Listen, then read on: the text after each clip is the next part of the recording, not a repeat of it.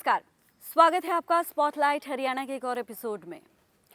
शिक्षा मंत्री कंवर पाल ने एक प्रेस कॉन्फ्रेंस के दौरान उन्होंने पिछले दिनों सिरसा में किसानों के साथ जो लाठीचार्ज हुआ या किसान जो जमा हो गए थे डिप्टी सीएम के घर के सामने, उस मुद्दे पर बात की। कांग्रेस ने जो राहुल गांधी जो बीच में आए, कांग्रेस ने जो विरोध प्रदर्शन किया या लगातार वो कर रहे हैं, वो जो लगातार तमाम किसान बिल को लेकर जो आवाज़ उठा रहे हैं, उन तमाम मुद्दों पर कंवर पाल ने सरकार का पक्ष रखा। अब हम जानना चाहते हैं किसानों की तरफ से और कांग्रेस के जो आरोप है उनकी तरफ से उनका क्या जवाब है।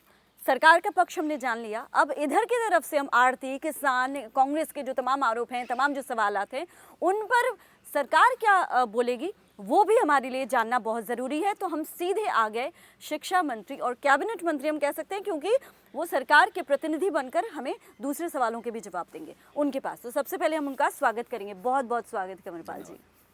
सबसे पहले जो दो तीन आपने बताए हैं वो मैं पहले बता दूं ताकि उसका जवाब हमें मिल सके। आपने कहा कि कांग्रेस जो है वो राजनीति कर रही है, कांग्रेस की राजनीति के अलावा इसमें कुछ नहीं है। कांग्रेस पर आपने निशाना साधते हुए कहा कि राहुल गांधी केवल लिखी हुई बातें पढ़ रहे थे। ये दो तीन पॉइंट थे आपके। फिर इसके किसानों को बरगलाने का काम कर रही है। तो पहली बात तो ये है, आप मुझे ये बताइए कांग्रेस पर आपके आरोप क्या क्या हैं, उसके बाद सवाल शुरू होंगे। देखिए, मेरा तो कहना यह है कि कांग्रेस ने अपने घोषणा पत्र में जी यही घोषणाएं की थी, लेकिन लोगों ने उनके ऊपर विश्वास नहीं किया। जैसे उन्होंने कहा कि मंडी बाहर की बात, जैसे हमने कहा कि भाई किसान अपनी चीज को बाहर बेच सकता है, हमने उसमें और छूट दे दी। उन्होंने तो खाली कहा था, हमने उसमें और छूट दे दी कि जो मार्केट फीस हम अंदर लेते हैं वो मार्केट फीस हम आपसे बाहर नहीं लेंगे। आप अपनी चीज बेचो तो हम कोई बाहर आपसे नहीं लेंगे। तो वही काम हमने अच्छे तरीके से, उनसे बढ़िया तरीके से जब हमने कर दिए, तो आज वो कह रहे हैं कि हमने किसान के खिलाफ कर दिया। जिस चीज पे वोट मांग रहे थे, जिस चीज पे कांग्रेस वोट मांग रही थी, आज उसी का विरोध कर रही है कांग्रेस। वो कह रहे हैं, कांग्रेस का पक्ष ये है कि जो हमने बनाया था, जो हमारे उसमें था, मैनिफेस्टो में था, और जो हमारी योजना थी, वो वाली तो ये है ही नहीं। ये तो ये है कि सीधे सीधे पूंजीपतियों को, और खास तौर पर नहीं, मेरा सवाल सुन लीजिए। वो कह रहे हैं कि भारत के जो पूंजीपति हैं, आप उनके साथ आपकी डीलिंग है सरकार की, और उनको फायदा पहुंचाने की कोशिश है। उस पर क्या बोलेंगे आप? देखिए, जो उन्होंने बनाया ना, उनसे अच्छा बनाया हमने। और आज तक जितने उन्होंने बनाए ना कानून, वो उनसे अच्छे हमने बनाए। एक बार एनरॉन के साथ समझौता इन्होंने किया था, मेरा ख्याल है बिजली बनाने का, हमने उसका विरोध किया था, और बाद में हमने भी उसको समझौता किया। तो इन्होंने क्या किया था, पेमेंट डॉलर में रखी थी, हमने पेमेंट रुपयों में कर दी। काम तो वही कर रहे, यानी कि डॉलर की कीमत अगर बढ़ती रहेगी तो बिजली की रेट बढ़ता ही रहेगा। तो हमने यहाँ भी ऐसे ही सुधार किए। अगर हम कानून लेके आए तो हमने उसमें भी इसी प्रकार के सुधार किए। अब ये कह रहे हैं कि हमने सरमाएदारों के पक्ष में कर दिया। सरमाएदारों के पक्ष में हमने क्या किया, अब ये अंबानी अडानी इन्होंने हुआ खड़ा कर रखा है कि अंबानी अडानी ऐसा कर देंगे, अंबानी अडानी ऐसा कर देंगे। बिल्कुल। देश के किसी पूंजीपति की, किसी आदमी की इतनी हिम्मत नहीं है। अगर सरकार ठीक होगी, मैं दावे के साथ कह रहा, इन्होंने इतने लंबे टाइम तक राज किया, ये वो 1 साल बताए 1947 से लेके आज तक का 1 साल बताए कांग्रेस, कि जब कांग्रेस का राज हो और ब्लैक ना हुई हो। और हमारा 12 साल का राज है अब तक का, 6 साल अटल बिहारी वाजपेयी जी का, और 6 साल है इस राज को मोदी जी को। कोई एक चीज बताएं जिसपे ब्लैक हुई हो। हमारे टाइम में कोई ब्लैक नहीं, इनके टाइम में मेक्सा ब्लैक हुई। हर बार कोई भी सरकार है वो अपनी पीठ थपथपाती है कि हम निवेश लेके आए। ठीक है, हम निवेश लेके आए। तो निवेश क्या है? निवेश तो पूंजी है। तो वो पूंजी जब आएगी तो पूंजी अकेली नहीं आती, उसका पति भी साथ आएगा। वही तो कहें पूंजीपति। वो पूंजीपति अगर अमेरिका से आ गया तो बहुत बढ़िया है, वो पूंजीपति इंग्लैंड से आ गया बहुत अच्छा है, वो फ्रांस जर्मन से आ गया तो बहुत अच्छा है, वो चाइना से आ गया तो बहुत अच्छा है, लेकिन अगर मेरे देश का आ गया तो वो लुटेरा है। तो ये कौन सी फिलॉसफी है? अब हम आते हैं सिरसा में जो हुआ। सिरसा में किसानों पर बाकायदा आंसू गैस के गोले छोड़े गए, लाठीचार्ज किया गया। मतलब हजारों की तादाद में किसान डिप्टी सीएम के आवास का घेराव करने और रंजीत सिंह का, कैबिनेट मंत्री रंजीत सिंह के घर का घेराव करने गए हुए थे। वहां पे जो किसानों के साथ सलूक हुआ है उसको लेकर भी कांग्रेस आप पर हमलावर है कि किसानों के साथ इस तरह से बर्बरता सिर्फ बीजेपी सरकार में ही दिखाई दी है। क्या जवाब देंगे आप? किसान नहीं, वो कांग्रेसी कार्यकर्ता थे या किसान यूनियन के कार्यकर्ता मतलब जो थे, जमा हुए थे वहां पे? नहीं, वो किसान भी हैं वो, हाँ। लेकिन वो पहले कांग्रेस के कार्यकर्ता हैं, पहले कांग्रेस के कार्यकर्ता भी हैं और किसान भी, दोनों चीजें हैं, मैं ये नहीं कहता। अब कोई भी पार्टी है, बीजेपी में किसान भी है और बीजेपी का कार्यकर्ता भी है, कांग्रेस में भी किसान भी है और कांग्रेस का कार्यकर्ता भी है, और वो किसान भी है और किसान यूनियन का कार्यकर्ता भी है। तो वही लोग इकट्ठे थे। अब जो लोग इकट्ठे थे तो सरकार ने उनको ऑप्शन दिया कि आप अपने 5 आदमी भेजो और अपना ज्ञापन दे दो, अपनी बात कहो। आपने प्रदर्शन कर लिया यहाँ, लेकिन आज तक का मुझे एक घटना तो बता दो जहाँ 2000 आदमी जाएगा किसी घर में घुस के उन्होंने ज्ञापन दिया हो। कोई एक घटना बता दो। ये तो मिलना चाह रहे थे। नहीं 2000 लोग कभी आज तक दिखाई तो दो मुझे, कोई इस प्रकार से मिले हो लोग ऐसे ऐसे जिस प्रकार का उड़दंग हुआ था उसमें मिले हो। अपनी बात आप कहोगे, आप मेरे से बात कर रहे हैं तो आप किसानों के पॉइंट लेके आए, आप कांग्रेस के पॉइंट लेके आए, आप विपक्ष के पॉइंट लेके आए, किसान यूनियन के पॉइंट लेके, तभी तो मैं आपकी बात स्पष्ट कर दूंगा। लेकिन 1000 आदमी बोलना शुरू कर देंगे, मैं कैसे स्पष्ट कर दूंगा? आप मुझे ना कृषि अध्यादेश जो है बड़े सरल भाषा में तीनों को समझाइए एक बार। मुझे लगता है कि शायद सरकार की बात या जो अध्यादेश है वो सरल भाषा में किसानों को अभी तक समझ ही नहीं आया। देखिए सारा मुद्दा जो है तीनों ना, पॉइंट अलग नहीं अलग मैं उन तीनों पॉइंट से पहले भी एक पॉइंट ले गया था। हाँ। उन तीनों पॉइंटों से पहला पॉइंट है जो पेमेंट सिद्धि देने की बात थी कि हम किसान को सिद्धि पेमेंट देंगे, ठीक है। असली विवाद वहीं से खड़ा। अच्छा। और उसके बाद जो आड़ती थे वो चाहते थे कि पेमेंट सिद्धि नहीं दी जानी चाहिए क्योंकि हम ब्याज पे पैसा देते हैं, हमारा पैसा वापस नहीं आएगा। एक छोटा सा ब्रेक ले लें कंवरपाल जी, क्योंकि थोड़ा लंबा जाएगा। एक छोटा सा ब्रेक लेते हैं। ये जो मुद्दा है वो काफ़ी गर्म है और ज्वलंत है, इसको सरलता से समझना बहुत ज़रूरी है ताकि हमें समझ में आए कि क्या किसानों को नहीं समझ में आ रहा है या सरकार की तरफ से उस अध्यादेश में कोई कमी है जिसको सुधार किया जाना ज़रूरी है। बने रहिए हमारे साथ, हम जल्द वापस लौटते हैं।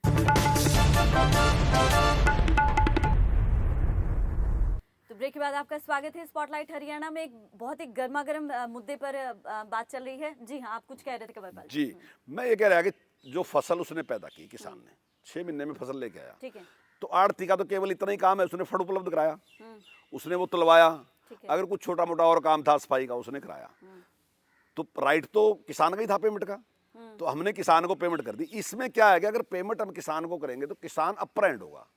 अब देखिए पहले किसान पेमेंट कर दी हमने आड़ती को, ठीक है। अब किसान आया आड़ती के पास, जी वो हिसाब कर लेते, उसने कहा ठीक है अभी तो 8000 रुपये मेरे पास लेके गया था ब्याज के, जी ले गया था जी, और फिर उसके बाद आप मेरे से खाद ले गए थे, आप मेरे से बीज ले गए थे, आप मेरे से पेस्टिसाइड ले गए थे, उन्होंने सारा हिसाब बनाया, ठीक है।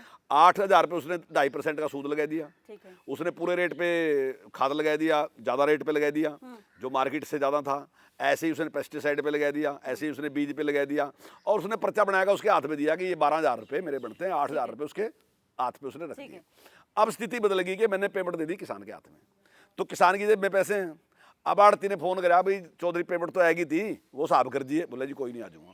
फिर भी वही हिसाब है जो सा मैंने आपसे बताया, वही हिसाब उसने उसको दे दिया, उसने कहा जी 12000 बने, ठीक है। तो किसान ने पर्चा उठाया, उसने कहा सेठ जी 2.5% का सूद कहीं भी नहीं है धरती पर, आज तो सारी जगह 1.5% है, तो लेकिन आड़ती कहेगा नहीं 1.5 नहीं है, वो कहेगा 2.5 नहीं है, और वो कहीं ना कहीं 1.25 पे तो जाएगा, ये तो 1.5 भी होगा पर 1.25 पे होगा।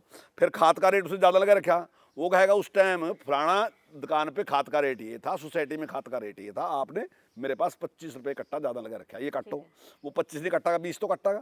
पेस्टिसाइड पे उन्होंने ज़्यादा लगा रखा, वो कहेगा मैंने पेस्टिसाइड का पता करा था, वहाँ यो रेट था, यहाँ यो रेट, आप लगाया, आपने गलत लगाया, तो क्यों कराएगा? क्योंकि वो हर चीज़ को कटवाएगा उसको जो उसके साथ गलत होगा, क्योंकि पैसे उसकी जेब में है। जब पैसे उसकी जेब में थे तो उसने अपनी मर्जी से काट लिए, अब पैसे किसान की जेब में है तो किसान सौदेबाजी करके और उसको ठीक रेट करवाएगा, तब उसको पैसे देगा। और अभी ये जो कह रहे चोली दामन का साथ है, चोली दामन का साथ कहाँ खत्म है क्या? फिर अगर मेरी फसल के ही पैसे आपने दे दिए थे तब तो चोली दामन का साथ था, मेरी फसल के पैसे ही तो मेरे से दिए, आपने जो मुझे सेवाएं दी उसके तो पैसे आपको भी लिए गए।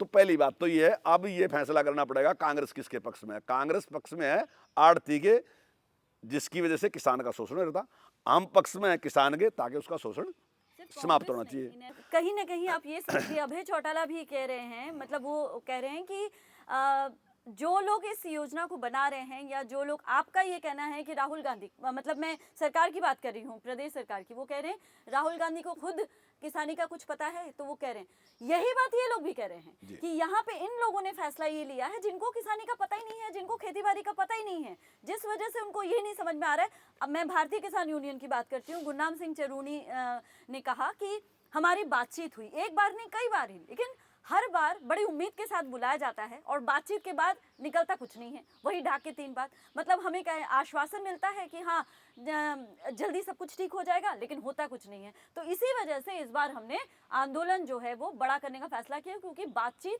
सरकार करना ही नहीं चाहती। चिड़ुन्नी भी अड़ती है। चलिए वो अलग बात है, लेकिन चलो आप इसके आरोप मैं का ये जवाब दीजिए। हाँ, हाँ। मेरा मानना है जो हाँ। विपक्ष भी है, आप इस बात से आप अनुमान लगा लोगे विपक्ष और किसान यूनियन ने किसके पक्ष में है। ये किसान की लड़ाई लड़ रहे हैं, आड़ती की लड़ाई लड़ रहे हैं, इससे स्पष्ट हुआ। दूसरी बात, उन्होंने कहा कि मंडी की बात कही हाँ। कि मंडी बाहर भी खोल दी। तो देखिए जो व्यवस्थाएं पहले थी उसमें कोई चेंज नहीं आया। एमएसपी की बात है तो एमएसपी में कोई चेंज नहीं ठीक आया, है। अब वैसे ही खरीदेंगे। पहले भी शासकीय आदेश था, आज भी शासकीय आदेश है। प्रधानमंत्री जी ने और कृषि मंत्री जी ने, मुख्यमंत्री जी ने उसकी घोषणा कर दी कि एमएसपी ऐसे ही चलता रहेगा। और मेरा मानना है कि एमएसपी समाप्त हो ही नहीं सकता, आने वाले 50 साल में कोई समाप्त नहीं एमएसपी कर का ही तो सकता। मुद्दा है एमएसपी देश की जरूरत है, कोई सरकार नहीं समाप्त कर सकती, चाहे किसी की भी सरकार हो, कोई सरकार तो ये इसको बात किसानों समाप्त को कर समझ क्यों नहीं आ रही है कि नहीं, किसानों की आप सब समझा नहीं पा नहीं, रहे नहीं, नहीं, किसानों की सबकी समझ में है, किसानों की समझ में नहीं रही, लेकिन कांग्रेस की समझ में नहीं रही या विपक्ष की समझ में नहीं रही या किसान यूनियन। जिन्होंने, देखिए आप जो आदमी सो रहा होगा ना जी, आप उसको जगाए सका, लेकिन जो जागता है सोने का नाटक कर रहा है उसको कैसे जगाओगे आप उसको जगा ही नहीं सकते कैसे भी, आप कितने प्रयास कर लो। इन सबको पता है कि ये सही मतलब है, आपका कहना है कि लेकिन किसान हाँ। ये आंदोलन के लिए आंदोलन, क्योंकि कोई विषय नहीं था इसलिए ये बेचारे इस काम में लगे। कुछ भी चेंज नहीं आया, जो पहले था शासकीय आदेश वैसे ही शासकीय आदेश आज भी है, और जो मंडी व्यवस्था पहले थी वही मंडी व्यवस्था। हमने केवल इतना चेंज किया कि अगर कोई आदमी बाहर भी व्यापार करना चाहता है तो हम उसमें कोई हस्तक्षेप नहीं करेंगे, उससे कोई चार्जिंग भी हम नहीं लेंगे। जो हम मंडी में लेते हैं मार्केट फीस, हम उससे मार्केट फीस भी लेंगे, वो बाहर अपना व्यापार कर सकता है। उससे सबसे ज्यादा फायदा तो क्या है गया कि जो मार्केट फीस हमारे से किसान दे रहा था वो तो उसकी बची गई, तो वो मार्केट फीस जैसे बचेगी तो व्यापारी उसको ही तो देगा वो फीस, तो उसके 20-30 रुपए तो उसके बढ़ी गए, किसान के बढ़ी गए।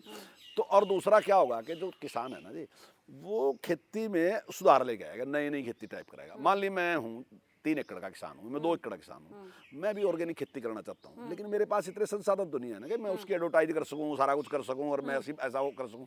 जो बड़ा है 40 एकड़ का किसान है, 30 एकड़ का है, वो तो कर लेगा, लेकिन मैं नहीं कर सकता। मेरे यहाँ कर रहे हैं ऐसे लोग, खेती कर रहे हैं, बढ़िया खेती कर रहे हैं, वो खूब पैसे कमा रहे हैं, लेकिन छोटे नहीं कर रहे। तो अगर अब मैं छोटा हूँ, मैंने शुरू कर दी, मैं छोटे छोटे, मेरे गाँव में 20 किसान है, उन्हें शुरू कर दी। अब एक बाहर एक आड़ती है, उसने एक दुकान बना ली और वो कहता है कि मैं ऑर्गेनिक जो वो फूड है मैं वही खरीदता हूँ और वही बेचता हूँ। तो अब कोई भी आदमी है जो पैसे वाला है, जो 1 लाख रुपए महीना कमा रहा है, ज्यादा कमा रहा, 2 लाख कमा रहा, वो क्यों खरीदेगा? वो कहेगा मैं तो ऑर्गेनिक खरीदूंगा, मेरे पास में तेरे पैसे। अब कितना, 2 ही क्विंटल गेहूं तो लगनी सारे साल में, अगर मुझे 35 रुपए मिलती मुझे क्या दिक्कत है? लेकिन उसको उसकी गारंटी चाहिए कि भाई ये है भी ऑर्गेनिक, तो उसके पास एक मशीन है, वो उस मशीन में चेक करेगा, ले साहब ये देखो ये तो बिल्कुल ऑर्गेनिक है। चलिए अब थोड़ा साफ साफ वो करते हैं। आपका कहना है कि एमएसपी पर ही खरीद होगी, एमएसपी को लेकर जो चल रहा है ऐसा कुछ नहीं होगा, किसान इस बात को क्लियर समझ लें, ठीक है ना। दूसरा ये आपका ये आरोप है कि जो विरोध कर रहे हैं किसान, वो दरअसल कांग्रेस के पक्ष के किसान है, मतलब जो नॉर्मल किसान है उसको समझ आ गया है, सिर्फ जो कांग्रेस का की तरफ से जो किसान है वो विरोध कर रहे हैं और इसमें कहीं ना कहीं राजनीति है। आप भारतीय किसान यूनियन के पक्ष को भी नकार रहे हैं कहीं ना कहीं। बिल्कुल। आप भारतीय किसान यूनियन के जो आरोप हैं उस पर थोड़ा सा क्लियर कर दीजिए। आप कोई आरोप पूछ लो, उनका क्या लगा आरोप हो? वही ना कि सरकार सुन नहीं रही है। नहीं, देखिए किसान यूनियन का आज तक का जो व्यवहार है जी, कोई ऐसा जिम्मेदारी वाला व्यवहार कभी किसान यूनियन का रहा नहीं है।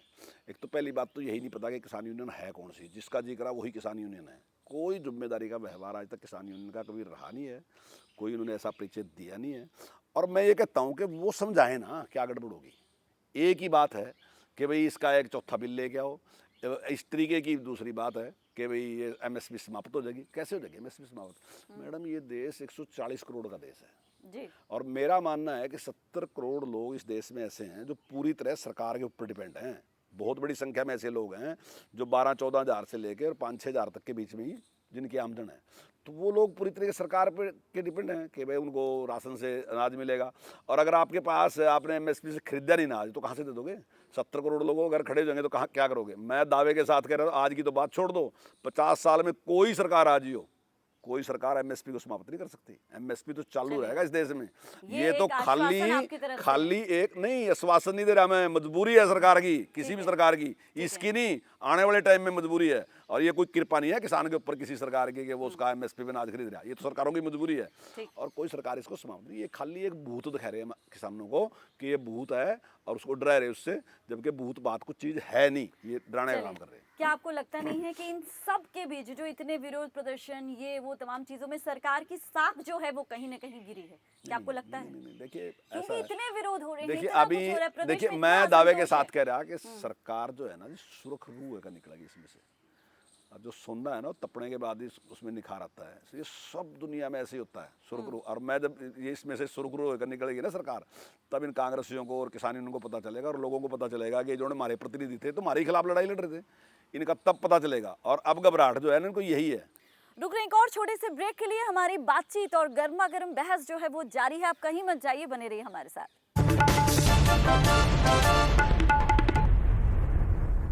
अब हम स्कूल पे आ जाते हैं। चलिए बात क्लियर हो गई है, आप सरकार का पक्ष पूरी तरह से हमने रख लिया जिस उद्देश्य के साथ हम आपके साथ बैठे हैं। अब एक स्कूल का मुद्दा है। निजी स्कूल एसोसिएशन ने प्रेस वार्ता की और उन्होंने कुछ आरोप लगाए हैं, मैं वो पढ़ के आपको सुनाती हूँ। जो स्कूल 2003 से पहले से चल रहे हैं और पिछली सरकार और शिक्षा अधिकारियों की गलती और लापरवाही से इनका नाम एग्जिस्टिंग स्कूल्स की लिस्ट में शामिल नहीं हो पाया, जिस कारण ये स्कूल मान्यता के लिए आवेदन नहीं कर पा रहे हैं। निदेशालय के पास इसके मामले पेंडिंग है। सरकार कब तक ये लिस्ट जारी करेगी? देखिए 2003 से पहले जो स्कूल थे हाँ। उनको जो मान्यता मिली थी तो उसके बाद 2003 में रूल बन गए कि भाई स्कूल के लिए ये नियम है, इतना बड़ा कमरा होगा, इतनी जगह होगी। ठीक है। तो ये लोग कोर्ट में चले गए और कोर्ट ने कहा कि जो स्कूल 2003 से पहले हैं इनको आप ऐसे ही रहने दें और आगे ये करते रहेंगे, लेकिन आगे वो रहेगा सारा। तो इनको मान्यता देते रहते हैं, लेकिन ये अगली क्लास की मान्यता चाहते हैं। जैसे इनके पास 8वीं तक की है तो ये 10वीं तक की चाहते हैं, और अगर 10वीं तक की है तो ये 12वीं तक की चाहते हैं। तो अभी हमने उसके बारे में कमेटी गठित कर दी और हमने कमेटी गठित करके ये कहा कि इसकी रिपोर्ट दो, क्या ऐसी स्थिति। अब मान लीजिए 2 कमरे का स्कूल है और वो कहे मैं भी 10वीं तक चलाना चाहूँ, तो ये प्रैक्टिकल बात नहीं है ना जी। कोर्ट ने जो दे रखी थी इनकी मान्यता उस पर कहा, अगली की नहीं कहा उसने। तो हमने कहा कि अगर अगली लेना चाहते हैं तो इनके पास इंफ्रास्ट्रक्चर है भी एक नहीं, तो उसकी एक कमेटी गठित कर दी, कमेटी ने रिपोर्ट दे दी। लेकिन क्योंकि वो सारे के सारे का अगर पता करेंगे तो काफ़ी टाइम लगेगा। अभी मैंने अपने जो एसीएस हैं उनके साथ बात की थी कि भाई इन्हें जो है तो इनको अभी 1 साल की मान्यता तुरंत दे दें। अच्छा। तो 1 साल के लिए ये जो बच्चे हैं उनका ये अपने पेपर दिलवा सकें, और उसके बाद ये सारा जो कमेटी ने रिपोर्ट दी इस पर विचार करके हम निर्णय कर देंगे। वो लगभग फाइनल होगा, अभी उनको दे देंगे। एक और पॉइंट है सर कि क्या जो स्कूल अभी भी कहीं इस प्रकार के रह गए हैं उनको भी अप्लाई करने का अवसर मिलेगा? नहीं, देखिए अब जो नॉर्म है उन नॉर्म के तहत जो भी लोग स्कूल मान्यता लेना चाहते हैं हम उनको सभी को मान्यता देने लगे। अभी हमने क्योंकि उसमें काफ़ी दिक्कतें आ रही थी, कई लोगों की हमारे पास शिकायत आ रही थी कि हमारे काफ़ी लंबा टाइम लगता है, तो हमने ये कहा कि हमने ऑनलाइन उसको शुरू कर दिया और ऑनलाइन लगभग 1 सप्ताह और 10 दिन में हम सारे के सब की मान्यता देने लगे। अच्छा, ठीक है।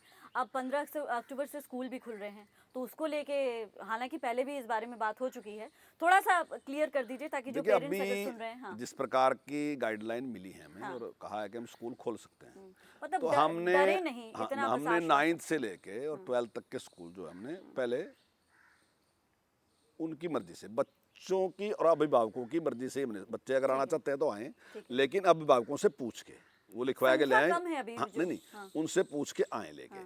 तो वो एक सिस्टम हमने शुरू कर दिया। अब वो हमारी भी कोई बहुत ज़्यादा जल्दी नहीं थी, हम भी यही चाह रहे थे कि आहिस्ता आहिस्ता खुले, क्योंकि अगर सारी बच्चे एकदम आएंगे तो शायद कुछ थोड़ा दिक्कत हो। तो आहिस्ता आहिस्ता अब कोई भी काम करते हैं तो कहीं ना कहीं खामी सबसे रहती है, चाहे मैं अपने घर का काम करूँ चाहे मैं सरकार का काम करूँ, तो वो हम सारी खामियां पूरी कर लें। अब हमने 15 तारीख से हम उसको बिल्कुल जिस तरीके से पहले स्कूल खोलते थे उसी प्रकार से हम स्कूल खोलने लग रहे, और हमने एक नियम बनाया दिया कि हर क्लास में 20 बच्चे बैठेंगे। अच्छा। अगर बच्चे ज़्यादा आते हैं तो सेक्शन दूसरा बनाएंगे, दूसरी जगह बैठाएंगे। जो मास्क है, जो सैनिटाइज है, उसका सारे का पूरे तरीके से उसको रेगुलर बेसिस पे सारा करेंगे, सारा कुछ करेंगे। और लेकिन उसमें हम ये कह दिया कि अगर कोई बच्चा नहीं आता तो हम उसकी एब्सेंट नहीं कराएंगे, उसकी एब्सेंट नहीं लगाएंगे। लेकिन जैसे ही बच्चे आएंगे मुझे लगता है कि 100 के 100% बच्चे कुछ ही दिन के बाद आप देखोगे कि 100 के 100% बच्चे आने शुरू करेंगे। और भी जितने प्रदेश हैं उन्हें भी सबने अभी तक 9th से 12th तक के ही शुरू किया, हम भी 9th से 12th तक के ही शुरू कर रहे हैं। आने वाले टाइम में जब इसको हम ठीक कर लेंगे तो उसके बाद हम फिर 6ठी से 8वीं तक का करेंगे, और उसके बाद ग्रेजुअली धीरे धीरे धीरे खुलता जाएगा। जी। चलिए, मेरे ख्याल से स्कूल से जुड़ी भी जो आशंकाएं थी वो भी पेरेंट्स को मुझे लगता है कि क्लियर हो गई होंगी कि डरने की ज़रूरत नहीं है। ग्रेजुअली बच्चों को भेजना शुरू करें, धीरे धीरे भेजना शुरू करें, स्थितियां धीरे धीरे नॉर्मल होती रहेंगी। बहुत बहुत शुक्रिया कंवरपाल जी, तमाम हमारे मुद्दों पर खुलकर बात करने के लिए और हमारी आशंकाओं का सही तरीके से जवाब देने के लिए बहुत बहुत शुक्रिया। धन्यवाद। तो ये थे कैबिनेट मंत्री और उससे भी ज़्यादा शिक्षा मंत्री। मैंने दोनों बातें इसलिए कही क्योंकि मैंने किसानों का मुद्दा भी रखा, विपक्ष का मुद्दा भी रखा और स्कूल का मुद्दा भी रखा। तो बतौर कैबिनेट मंत्री भी उनसे जिस तरह के जवाब की मुझे उम्मीद थी उसी तरह से मिली, और बतौर शिक्षा मंत्री भी तमाम आशंकाओं को उन्होंने सही तरीके से क्लियर किया। अगले हफ्ते एक और मुद्दे और एक और शख्सियत के साथ हाजिर होंगे। इजाज़त दीजिए, नमस्कार।